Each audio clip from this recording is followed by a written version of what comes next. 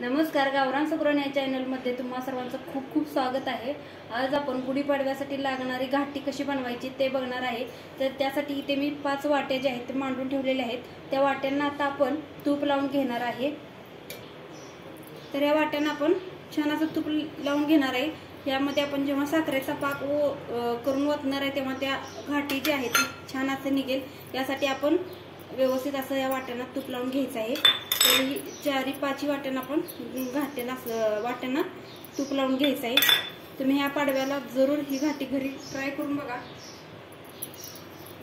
आणि ती कशी झाली हे सुद्धा मला कमेंट्स मध्ये सांगा। तर हे बघा, मी सर्व वाट्यांना असं तूप लावून घेतलेलं आहे। मी तर साजूक तूप वापरलेलं आहे। तर आता ह्यामध्ये मी ते एक दोरा घेतलाय ह्या प्रकारचा। तर ह्या वाट्यामध्ये आपण असं पसरून ठेवूयात। पाक करायच्या आधी आपल्याला ही सर्व तयारी करून घ्यायची आहे, कारण आपला जो पाक आहे तो साखरेचा असल्यामुळे तो लगेच घट्ट होणार आहे आपली बाकीची तयारी होतो। म्हणून आपण आधी ही सगळी बाकीची जी तयारी आहे ती आधी करून घेणार आहे। तर अशा प्रकारे हा दोरा मी असा प्रत्येक वाटीमध्ये पसरून घेतलेला आहे। तुम्ही बघू शकता कशा प्रकारे पसरलाय तो। तर ही तयारी आपल्याला आधी करून घ्यायची आहे, आपण पाक बनवायच्या आधी। तर मी ते एका वाटीमध्ये साखर घेतली, एका वाटीने तुमच्या कोणत्या पण एका वाटीने तुम्ही 1 वाटी साखर घ्या आणि त्या वाटीच्या अर्ध आपल्याला पाणी घ्यायचं आहे। म्हणजे 1 वाटी साखर घेतली तर अर्धी वाटी पाणी वापरायचं आपल्याला। तर मी हे 1 वाटी साखर घेतली आणि अर्धी वाटी पाणी घेतले। आता मी इथे गॅसवरती एक कढई ठेवली, त्यामध्ये आपण जी 1 वाटी साखर घेतली ती या कढईमध्ये घालणार आहे। साखर घातल्यानंतर आपण त्यामध्ये जे पाणी आपण अर्धी वाटी घेतले ते घालूयात।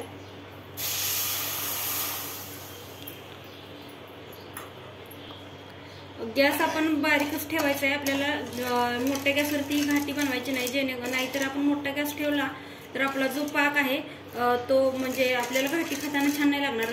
साखर असल्यामुळे जास्त ती करपल्यासारखी होईल आणि खाताना छान लागणार नाही। तर बारीक गॅसवरतीच आपण ही घाटी बनवणार आहे। तर आपली साखर आपण विरघळून घेणार आहे आधी। तर आपली साखर पाण्यामध्ये छान अशी विरघळलेली आहे। आता आपण याचा पाक बनवून घेणार आहे। त्याआधी आपल्याला यामध्ये साखरेमध्ये जी घाण असते, तुम्ही बघू शकता कधी पण तुम्ही कोणते पण लाडू बनवताना साईडून साखरेतली घाण साचलेली आपल्याला दिसते बघा, काळी मळी असल्यासारखं। तर ते आपण काढून घेण्यासाठी यामध्ये 2 चमचे दूध ओतणार आहे। 1-2 मिनिटांनी थोडा वेळ असंच आपण हलवणार आहे आणि मग 2 मिनिटांनी यामध्ये आपण दूध घालणार आहे। तर यामध्ये आपण 2 चमचे लहान आपले दूध पाजायचे चमचे ते 2 चमचे दूध घातलेलं आहे, त्या जेणेकरून त्यामधली जी मळी आहे ती एका साईडला कडेला येईल आणि आपल्याला ती काढता येईल। त्यामुळे आपली घाटी जी आहे ती पांढरी शुभ्र होईल। जर मळी नाही काढली तर आपली घाटीला काळपटपणा येईल। म्हणून आपण यामध्ये दूध घातले, ते दूध घातल्यामुळे काय होईल तर ते फाटलं जाईल आणि त्यामुळे मळी जी आहे ती बाजूला येईल। म्हणून त्यासाठी आता इथून तुम्ही बघू शकताय कशा प्रकारे इथून साईडून मळी यायला लागलेली दिसते। तर अजून 1-2 मिनिटं आपण असंच ठेवणार आहे आणि मग ती मळी काढणार आहे। पूर्ण त्यातली मळी निघोपर्यंत आपण असं हलवणार आहे। तर बघा, एका साईडून ही मळी अशी साचलेली आहे ती आपण अशी चमच्याने अलगदवरनी काढून घेणार आहे। त्यामुळे आपली घाटी जी आहे ती पांढरी शुभ्र अशी तयार होणार आहे, म्हणून काढून घ्यायची आपल्याला। आणि आपण परत आपल्याला अजून हे हलवत राहायचं जोपर्यंत याचा पाक व्यवस्थित असा बनत नाही, तोपर्यंत आपण याला हलवत राहणार आहे। तर ही मळी पूर्ण अशी काढून घ्यायची, त्यामुळे आपली घाटी जी आहे ती पांढरी शुभ्र तयार होईल। हे पहा, मी सगळी मळी अशी काढून घेतलेली आहे।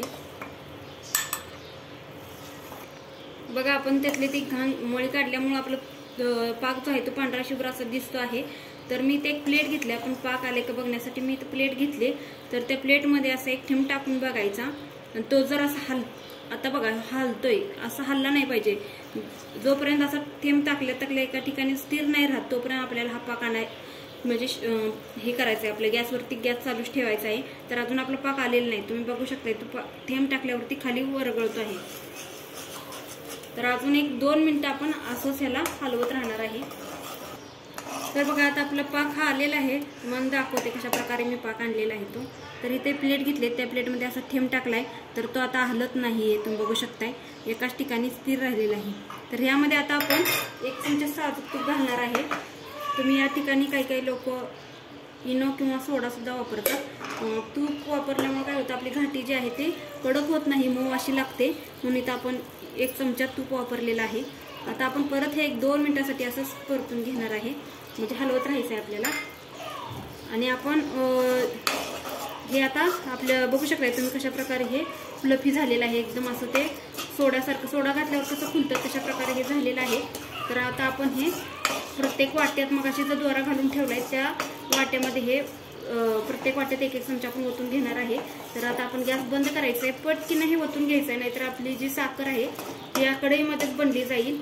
तर आता गॅस बंद करते आणि प्रत्येक वाटीत मी थोडं थोडं ओतते हे मिश्रण.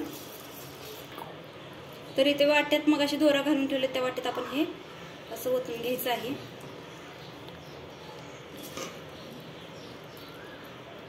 प्रत्येक वाट्यात थोडं थोडं बनवायचं आहे.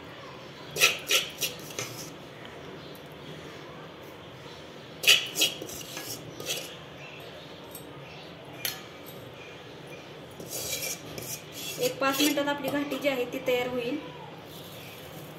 तर आपण थोड्या वेळ 1-5 मिनिटासाठी हे अशी सोडून देऊयात. तर बघा हे आपलं गार झालेलं आहे. मी हे इथं तुम्हाला असं टिपके दिसत आहेत, तर मी माझ्या कढईमध्ये साखर बनलेली होती थोडीशी, तर ती मी परत टाकल्यावरती ते वरतीच राहिलेले आहे, म्हणजे ते एकजीव झाले त्या दोन्हीचं, पण ते तसं गट्टू आल्यासारखं दिसतंय. तर आता आपण हे निघते का बघूयात. बघा एकदम इझिली अशी निघते घाटी.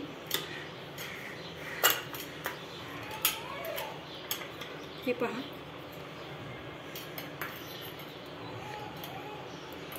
एक मिनिट.